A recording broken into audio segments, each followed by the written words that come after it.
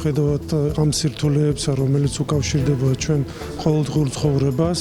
ჩვენ შევძელით მაინც და შევინარჩუნოთ ის ტრადიცია, რომელიც უკავშირდება ჩვენი ღირსეული სპორტსმენების, ასევე სპორტსმენი ვეტერანების ღვაწლის დამსახურების და მაგათი ისეთ ყურადღების მიქცევა ჩვენ ყოველწლიურად ვატარებთ აი ამ ღონისძიებას ჩვენ წელს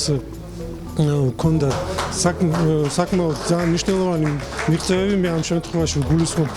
ჩვენი ქალთა ფეხბურთის გუნდ დინამოს ოთხმოცს ჩვენ ყველაფერს გავაკეთებთ რომ მხარი დაუჭიროთ და მსგავს დისციპლინებს დავეხმაროთ და გამოვცოთ და გამოვითაროთ მე მჯერა რომ სპორტი არის გამაერთიანებელი ტრადიციულად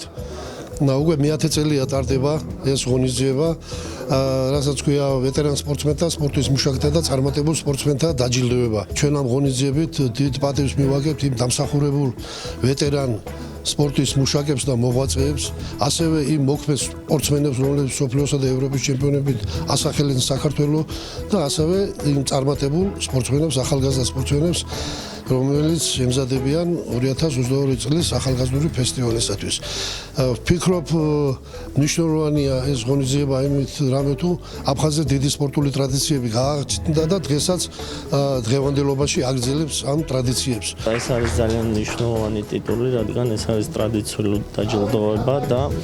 ჯილდოვდებიან ძალიან გამორჩეული სპორტსმენები აფხაზეთიდან, ვეტერანი სპორტსმენები და ჩემთვის რა თქმა უნდა არის უდიდესი პატივი, რომ ამ ჩამოთვლილ სპორტსმენებს შორის დამასახელეს მეც. პირველ რიგში